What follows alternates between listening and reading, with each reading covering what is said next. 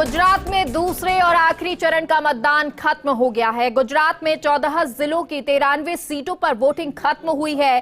5 विधानसभा 1 Lok Sabha seat पर उपचुनाव हुआ। राजस्थान की सरदार शहर सीट पर उपचुनाव के लिए मतदान खत्म हुआ है, तो यूपी की मैनपुरी लोकसभा सीट पर उपचुनाव हुए। 8 दिसंबर को हिमाचल, गुजरात और उपचुनाव के नतीजे आएंगे। तो आज का दिन बेहद महत्वपूर्ण था, जहां सेकंड फेज का मतदान गुजरात में हुआ, वहीं उपचुनाव भी आज नजर आए। हिमाचल, गुजरात और अब उपचुनाव, ये सभी नतीजे 8 दिसंबर को आएंगे और क्या फैसला जनता करती है ये देखना होगा। अगर गुजरात की बात करें तो 14 जिलों की 93 सीटें ऐसी जहां पर वोटिंग हुई, वहीं 5 विधानसभा की 1 लोकसभा की सीट पर भी मतदान हुआ। राजस्थान की बात करें तो सरदार शहर की सीट पर उपचुनाव हुआ और इस दौरान ग्रामीण क्षेत्रों में नजर आया कि लोगों में वोट डालने के लिए क्रेज है, यानी कि वो अपने मताधिकार का प्रयोग करना चाहते हैं और वो कर भी रहे थे। चौपाल की तस्वीरें आपको दिखाएंगी कि किस तरह से चौपाल पर लोग इकट्ठे हो रहे हैं और साथ ही साथ जो पार्टी के कार्यकर्ता थे वो भी गाइड कर रहे थे। तो वहीं गुजरात की बात करें तो सेकंड फेज का आज मतदान हुआ और ये मतदान जिसमें प्रधानमंत्री मोदी, वहीं अमित शाह और तमाम कई दिग्गज नेता जो अपना वोट कास्ट करने के लिए पहुंचे। तो सुबह से ये तस्वीरें नजर आई, लेकिन जब प्रधानमंत्री मोदी पहुंचे तो उस पर अब सियासत भी गर्मा गई है, क्योंकि आज जब वो पहुंचे तो उसके बाद मुख्यमंत्री अशोक गहलोत की तरफ से ये कहा गया कि ये चुनावी रैली आप कह सकते हैं और इसलिए इस पर शिकायत होनी चाहिए या इस पर जो चुनाव आयोग है उसे एक्शन लेना चाहिए, चाहे वो प्रधानमंत्री हो या फिर मुख्यमंत्री हो। इस तरह से ये तस्वीरें नजर नहीं आनी चाहिए, ये गलत है। लेकिन अब क्योंकि चुनाव संपन्न हुए हैं, चाहे वो गुजरात के हो, हिमाचल के हो, उपचुनाव हो, वो तमाम चुनाव संपन्न हो गए। अब इंतजार है तो ये कि जनता किसे वोट डालती है, यानी कि डाल चुकी है, किस पर फैसला करती है, कौन सिंहासन पर बैठेगा, किसको गद्दी मिलेगी, कौन गुजरात में मुख्यमंत्री होगा, किसकी सरकार बनेगी, तो हिमाचल में कौन बाजी मार ले जाएगा, ये भी देखना होगा। क्योंकि जहां गुजरात की बात की जाए तो पहले बीजेपी और कांग्रेस नजर आ रहे थे, लेकिन अब इस बार त्रिकोणीय मुकाबला है और आपके लिए कहा जा रहा है कि अच्छी खासी तैयारी इस बार जमीनी स्तर पर आपने की थी। चाहे वो तस्वीरें ऑटो वालों की हो जब केजरीवाल पहुंचे थे, खाना खाया हो, चाहे फिर और दूसरी तस्वीरें हो, उन लोगों को उन्होंने साधा है या वो समीकरण देखे जहां पर लोग जो है वो किस मसले पर गुजरात में ज्यादा वोट देते हैं, चाहे वो बेरोजगारी को लेकर हो, पेपर लीक का मामला भी ऐसा जिसको लेकर कई जो युवा है वो आक्रोशित जरूर नजर आए। हालांकि बीजेपी हिंदुत्व के मुद्दे पर अपने बयानबाजी करते हुए या प्रचार प्रसार करते हुए नजर आई। गोधरा जिसको ना ही तो बीजेपी ने छेड़ा है, ना ही, हालांकि इसको अभी भी संवेदनशील सीट जो है वो माना गया। अगर बात करें दूसरे मुद्दों की तो बिल्किस बानो का मुद्दा ये ना आप पार्टी छेड़ती हुई नजर आई, ना ही फिर बीजेपी ने इसको छेड़ा। हालांकि हिंदुत्व के मुद्दे जो थे उसको जरूर अपने भाषणों में प्रचार प्रसार करते हुए, चाहे वो आप पार्टी हो और चाहे फिर वो बीजेपी हो, नजर आई। ये कह सकते हैं कि हिंदुत्व की बात बीजेपी जरूर करती थी, लेकिन अब आप भी उसी राह पर चलती नजर आई। चाहे बात कर ले कि नोटों पर लक्ष्मी माता या गणेश जी का जो है वो चित्र की बात हो जब अरविंद केजरीवाल ने की हो, या फिर दूसरे और मुद्दे हो, चाहे राम यात्रा जो है, राम मंदिर यात्रा, उसको लेकर बात कही हो, उस मुद्दे को भुनाया हो, वो तमाम मुद्दे जो बीजेपी लगातार उठाती रही थी उन्हीं मुद्दों को आप उठाती नजर आई। वहीं जमीनी स्तर पर भी कई जगह पर काम आप पार्टी करती नजर आई।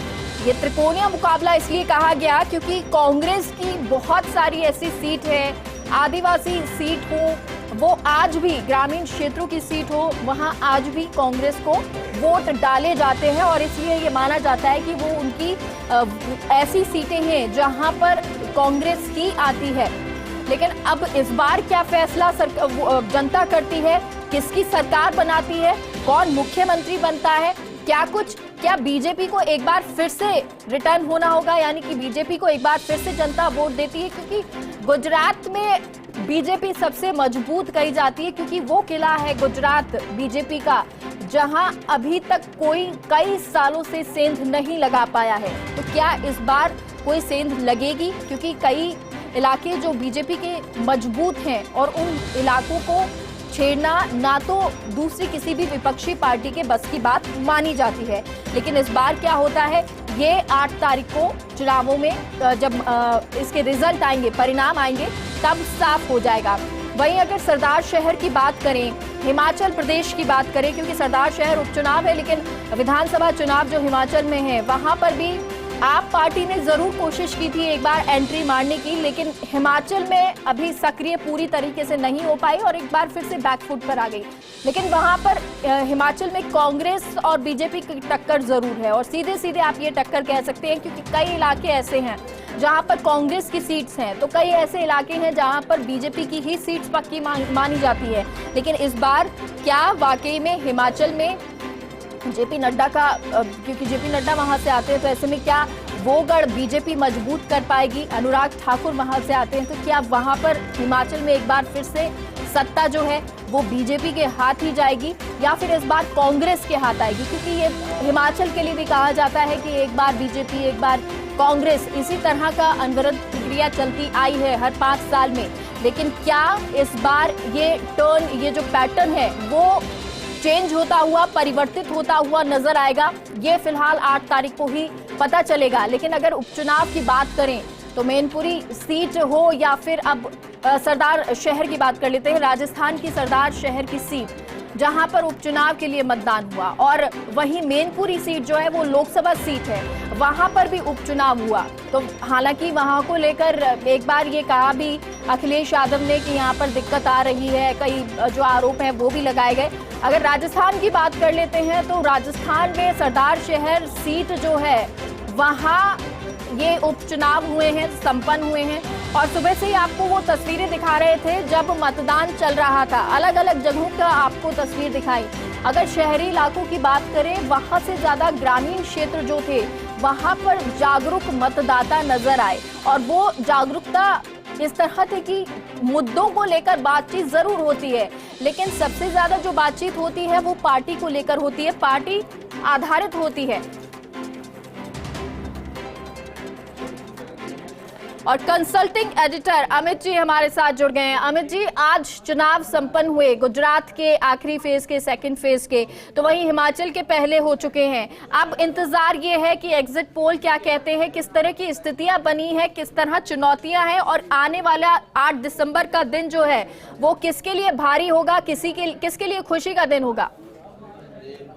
देखिए, ये तो आकलन की बात है कि किसके लिए भारी होगा और कौन खुश होगा और कौन दुखी होगा। वो 8 दिसंबर को जो मतदाताओं ने अपनी सहमति और ना सहमति अपने वोट के जरिए उस पर बैलेट पेपर पर की है ईवीएम के द्वारा, उस पर पता चलेगा। लेकिन हाँ, बात है वो अब खुलकर सामने आ रही है कि गुजरात में भारतीय जनता पार्टी या नरेंद्र मोदी की जो छवि है उस पर लोगों ने सहमति जताई है। और पूरे तरीके से पूरे गुजरात की बात करूं मैं अगर, तो मैंने काफी गुजरात का दौरा, चुनावी दौरा किया, और उस दौरे में मुझे जो बात समझ में आई कि भारतीय जनता पार्टी से अगर कहीं कोई नाराजगी है भी हो तो नरेंद्र मोदी जो प्रधानमंत्री हैं उनसे कोई नाराजगी नहीं है, और उनकी छवि, उनके नाम पर लोग वोट डालने के लिए बहुत ही तैयार हैं और उसी नाम पर वो वोट डाल भी रहे हैं। कांग्रेस के पूरे कैंपेन की बागडोर राजस्थान के मुख्यमंत्री अशोक गहलोत के पास थी, और जो उन्होंने ओपीएस स्कीम और जो अपनी स्वास्थ्य योजनाएं हैं राजस्थान की, उसका जो हवाला दिया, तो लोगों के मन में बहुत उसकी एक गंभीर छाप पड़ी है।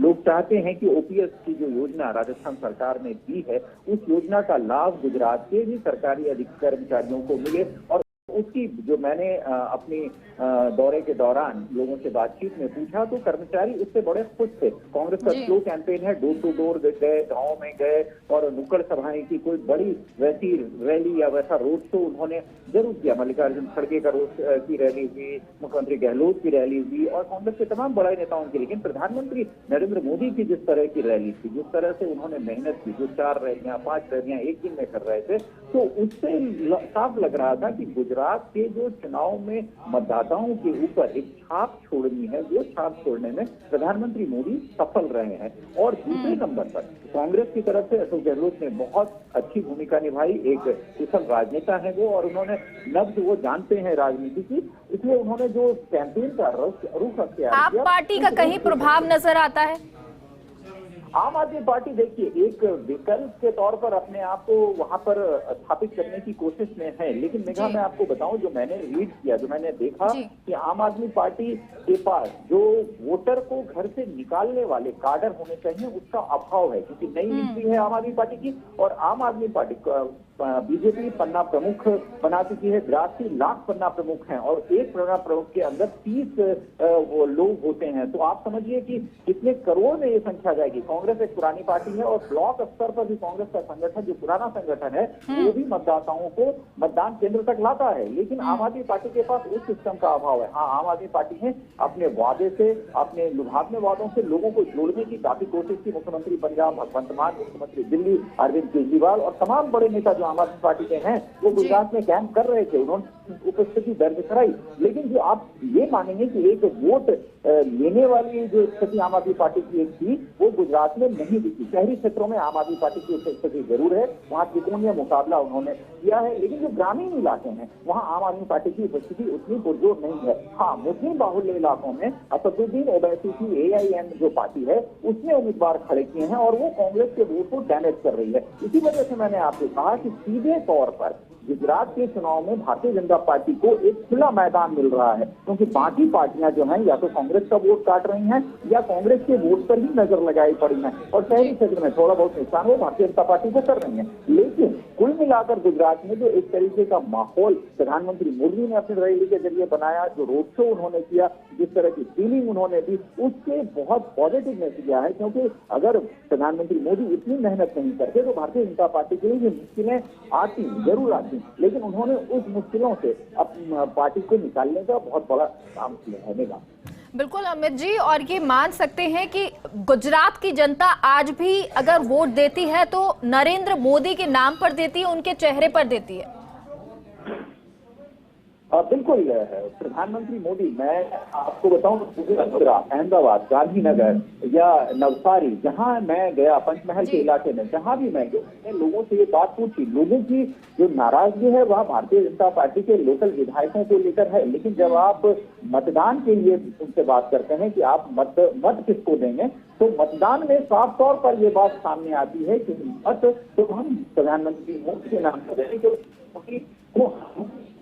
जी अच्छा अमित जी, अगर हिमाचल की बात करें तो हिमाचल का एक पैटर्न रहा है कि एक बार कांग्रेस आती है या एक बार बीजेपी आती है। इस बार किस तरह की स्थिति वहां पर नजर आ रही है? इस बार देखिए, हिमाचल के चुनाव में इस बार जो स्थिति है वो कांटे का मुकाबला है दोनों पक्षों के बीच, कांग्रेस और भारतीय जनता पार्टी के बीच। पहाड़ी इलाका है, वहां पर जो सबसे ज्यादा लोगों को लुभावने का काम किया वो भारतीय जनता पार्टी की रैली और उनका प्रचार तंत्र तो था ही। दूसरी सबसे बड़ी चीज जो मैं आपको कह रहा हूँ, OPS स्कीम, अशोक गहलोत की OPS योजना जो है, उसने हिमाचल के साधारण से लेकर बड़े कर्मचारी अधिकारी को बहुत लुभाने का काम किया है, और यही वजह है कि कांग्रेस वहां पर एक मुख्य राजनीतिक तौर पर चुनावी मैदान में डटी हुई है भारतीय जनता पार्टी के मुकाबले। पहाड़ी इलाका है, वोटिंग का घनत्व कम होता है, लेकिन हाँ, कांग्रेस ने अपनी बहुत जबरदस्त तरीके से जो कैंपेन प्रियंका गांधी ने की थी वहां पर, उसको भी बनाने की काफी कोशिश की। ये तमाम ऐसी चीजें हैं जो हिमाचल में भारतीय जनता पार्टी और कांग्रेस के बीच सीधा मुकाबला और कांटे का मुकाबला है। मैं आपको बताऊं मेघा कि अगर चुनावी परिणाम आते हैं तो 2-4 सीटों का ही फासला हो सकता है कांग्रेस और भारतीय जनता पार्टी के बीच। जो गुजरात में जिन चीजों का अभाव दिख रहा है, गुजरात में अगर फासला भारतीय जनता पार्टी और कांग्रेस के बीच काफी लंबा होगा तो ठीक है, गुजरात की स्थिति कहीं पर बीजेपी प्रधानमंत्री मोदी के चेहरे पर वोट देते हुए नजर आते हैं, तो वहीं हिमाचल में इस बार टक्कर की तस्वीर जो है वो सामने आएगी। हालांकि नतीजे जो है 8 दिसंबर को आएंगे और उसके बाद तस्वीरें साफ होगी। बहुत बहुत शुक्रिया अमित जी जानकारी के लिए।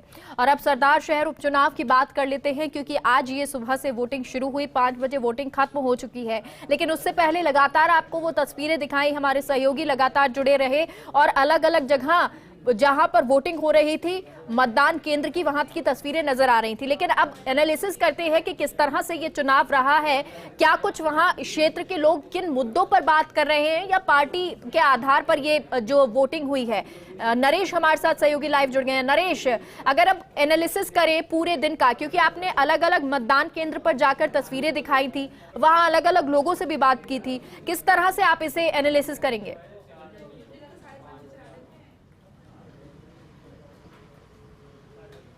देखिए, चूंकि उपचुनाव है तो और ऐसे में दो बड़े फैक्टर हैं। पहला फैक्टर है कि हमेशा उपचुनाव में जो सत्ताधारी पार्टी है उसको एडवांटेज होता है, और चूंकि खुद मुख्यमंत्री अशोक गहलोत 2 बार यहाँ चुनाव प्रचार के लिए आए, APC गोविंद सिंह डोटासरा यहाँ पे आए, और दूसरा जो मिजाज है वो सरदार सर सीट का।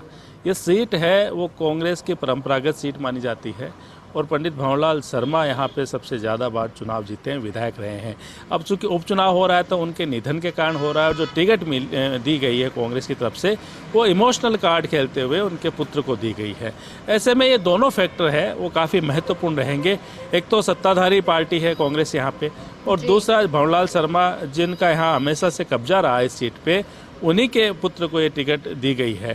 तो इन दोनों के आधार पे अगर हम देखें तो संकेत ये मिलते हैं कि जो कांग्रेस है इस सीट को इस उपचुनाव में आसानी से निकाल लेगी। हालांकि ये नहीं कहा जा सकता कि जीत का अंतर क्या होगा, क्या जो पिछला अंतर है उससे कितना रहेगा, लेकिन हाँ, क्योंकि और जो फैक्टर है उसको आप समझिए। RLP जो है, RLP यहाँ जीत की स्थिति में तो नज़र नहीं आ रही, लेकिन नुकसान करने की स्थिति में जरूर है।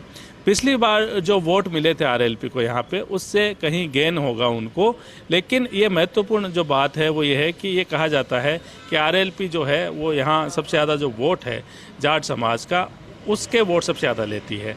तो यहाँ का जो जाट समुदाय का जो वोट है वो भाजपा के पक्ष में भी जाता है और कांग्रेस के में जाता है। तो ऐसे में वो दोनों ही पार्टियों से वोट लेंगे। तो ये तो माना जाता है कि जो RLP को पिछली बार जो वोट मिले थे उससे कुछ अधिक वोट मिलेंगे, लेकिन ऐसी स्थिति में नहीं है कि वो मुकाबले को ज़्यादा त्रिकोणीय बना पाई हो। तो यहाँ पे चूंकि भारतीय जनता पार्टी ने एक बार फिर अशोक पिंचा पे दाव खेला, जिनको लेके पहले कहा जा रहा था कि वो चुनाव नहीं लड़ेंगे। हालांकि पार्टी ने एकजुट होकर यहाँ पे चुनाव लड़ने की कोशिश की। तमाम जो पार्टी के नेता है वो यहाँ जुटे रहे। बड़े बड़े जो नेता राजस्थान के हैं भारतीय जनता पार्टी के, वो यहाँ आए, प्रचार किया, लगातार गाँव में कैंपेन किया। लेकिन देखिए, जो इतिहास आप जाएँ, आप उपचुनाव के इतिहास पर जाइए, पिछले 4 साल में जितने उपचुनाव हुए हैं, जिन विधायकों का निधन हुआ है, अगर उनके परिजनों को टिकट मिला है तो वो जीते हैं, या अगर कोई जो MP बने हैं जिनके कारण सीट खाली हुई तो उनके भी अगर परिजनों को टिकट मिला है तो उपचुनाव में वही जीते हैं। यानी इमोशनल कार्ड चलता है, परिवारवाद का कार्ड चलता है।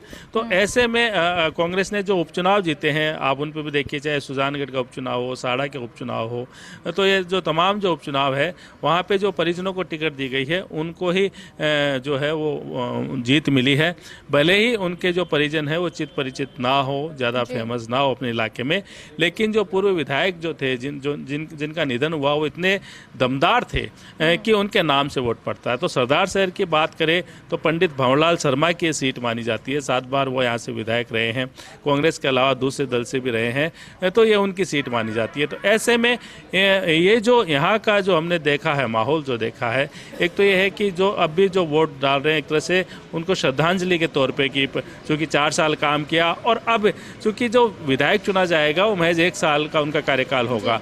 तो ऐसे में जनता इतनी समझदार है यहाँ ये जो अब 1 साल का कार्यकाल होगा। हालांकि जो कांग्रेस है वो लगातार ये कहती रही है कि ये सेमीफाइनल आप मान लीजिए, और इसी से आपको ये पता चलेगा कि विधानसभा चुनाव जो है वो कौन जीतेगा। वहीं बीजेपी ये कहती रही है कि विधानसभा चुनाव तो हम ही जीते हैं, चाहे उपचुनाव कांग्रेस जीती हो। बहुत बहुत शुक्रिया नरेश पूरी जानकारी के लिए।